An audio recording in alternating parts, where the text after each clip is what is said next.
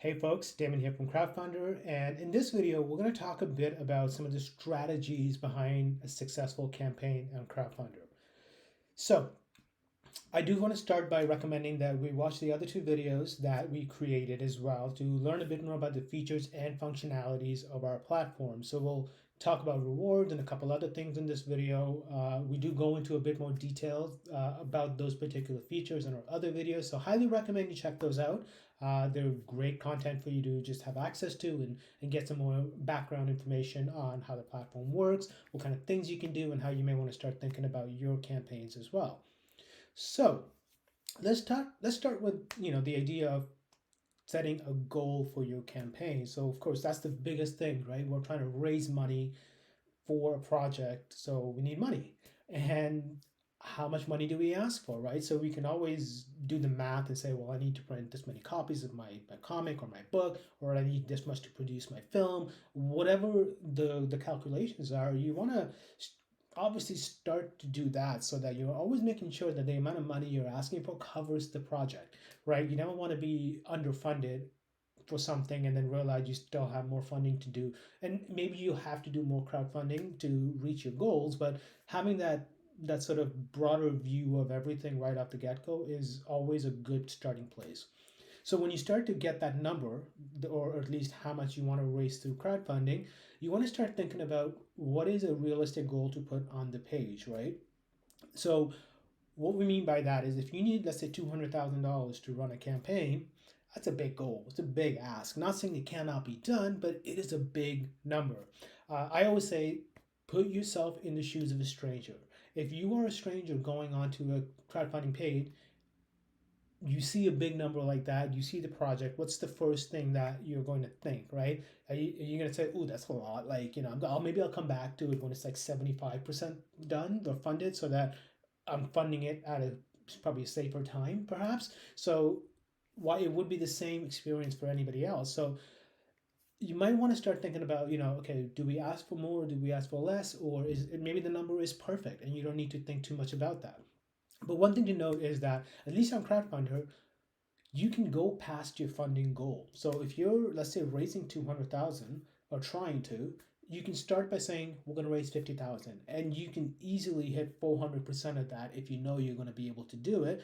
But that smaller amount becomes so much more achievable, and especially in the eyes of your backers, because they see, okay, like yes, it's a big number, but I can still see this getting there, right?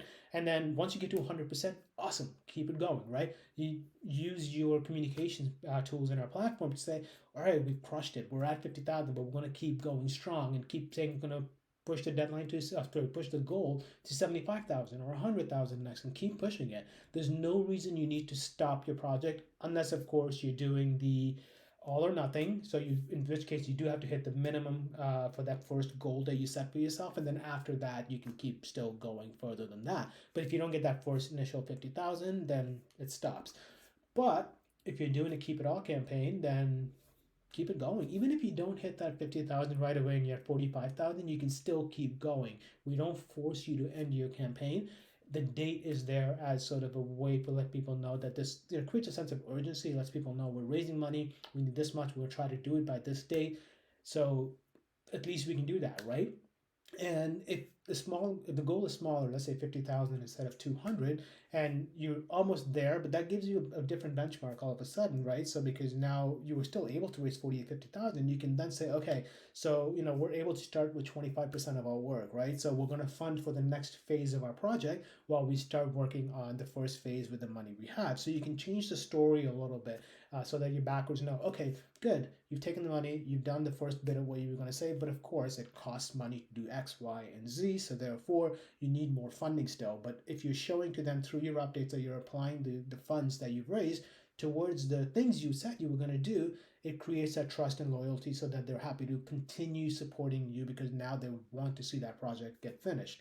So think through about what kind of funding goal you want to have, how that looks to somebody that may or may not know you, and if it's too big to buy into for the backer, or if it is, like, do we break it up into smaller chunks and then kind of go from there.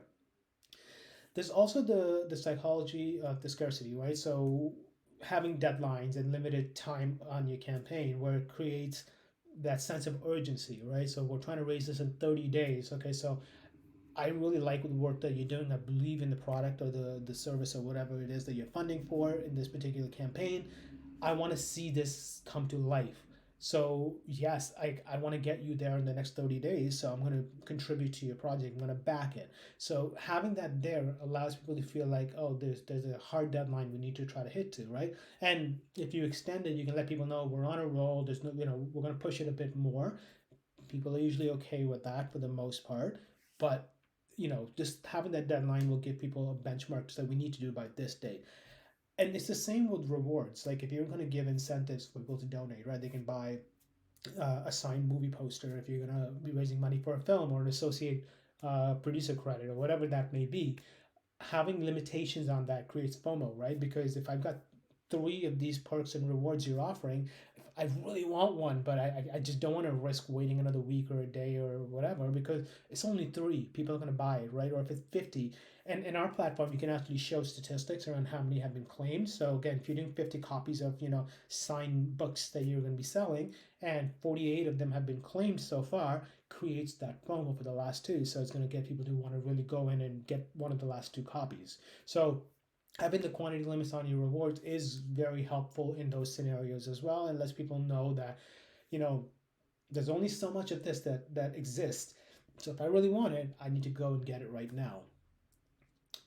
The next thing we want to think about is the storytelling component, which is arguably one of the more important parts of your campaign, right? So if somebody is coming onto your campaign page, your crowdfunding page, they're gonna look at your picture, your image that you have up top, and that has to be eye catching often, and that can sometimes be the make or break. But usually, people will scroll down a tiny bit more to see what it is that you're raising for. So the story, the content of what is this campaign about, right? So you want to have an emotional connection there. You want to have a hook that drives people into that's the work that you're putting together, right? So what inspired you to write this? What is the meaning of this to you?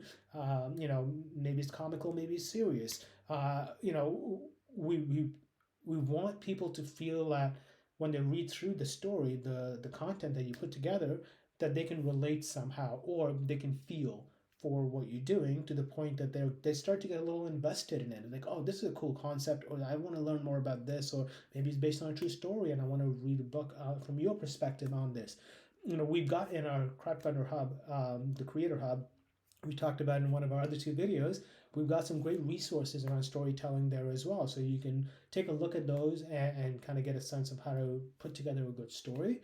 But you want to start to use that connection with your audience along with your rewards, right? Having some really neat incentives and rewards will drive people to contribute a bit more to your campaign. So again, if you're raising money for a film, if you are so inclined, you can offer a 1 minute walk-in role, right, where we can go in, say a line in the film, or maybe get a credit in the title, or sorry, the name in the credits. So just different unique ways that make people want to contribute to your campaign, but also just get something really cool out of it that they normally wouldn't otherwise. And then, of course, if you're a comic book, perhaps, right, you could do special variant covers. Like we'll do 50 copies of just this specific variant cover, and everything else will be this. Maybe it can be signed by the illustrator. Maybe you can give them a special shout out in the comic itself if you're going to be putting one together. If somebody donates a certain amount of money, you get that. So draw people in with these things that make them feel like they're a part of it, or they can relate, or they can really feel for what's going on,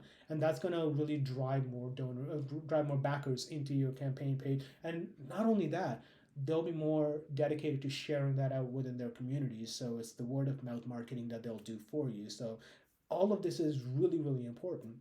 And then speaking of marketing, there is word of mouth marketing, but that comes with you doing your work first, right? So you need to put in the time to get the message out there. You need to think about what social platforms you're going to share it on. You need to think about the strategy behind sharing that. So for example, let's say I'm on the West Coast, so I'm in Pacific Standard Time Zone in North America. I want to post a link to my campaign on Twitter.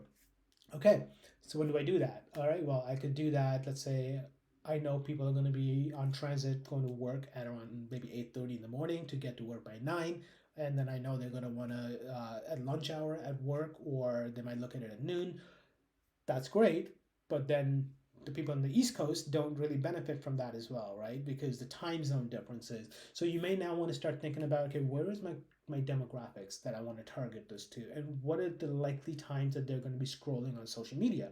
So those are the times you want to schedule your posts to go up on social media, on your Facebook and Twitter pages, so that as people are scrolling through the social feeds, it has a better chance of being viewed by them because you're targeting it to be on at that specific time. Now, of course, nobody's going to know for sure what 100% of your audience will be online because everybody's schedules are different, but you can try to get a little strategic with it. And, you have to think about the messaging as well, right? You can't just say, click here to support my campaign 20 times in a week.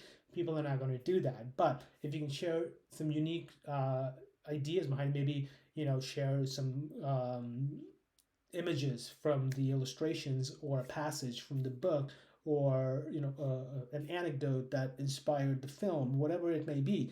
Sharing those interesting things will get people to feel like you're adding value to their social stream and not just trying to solicit them for more money. But by adding the value, they're also buying into what you're saying. It's your own marketing for your messaging for your work. So that is in turn going to take those people that are interested in supporting projects like yours, and it will drive them into your campaign. So you're going to want to think about the messaging, the timing, how often you can post as well, because you may have to do it a few times a day.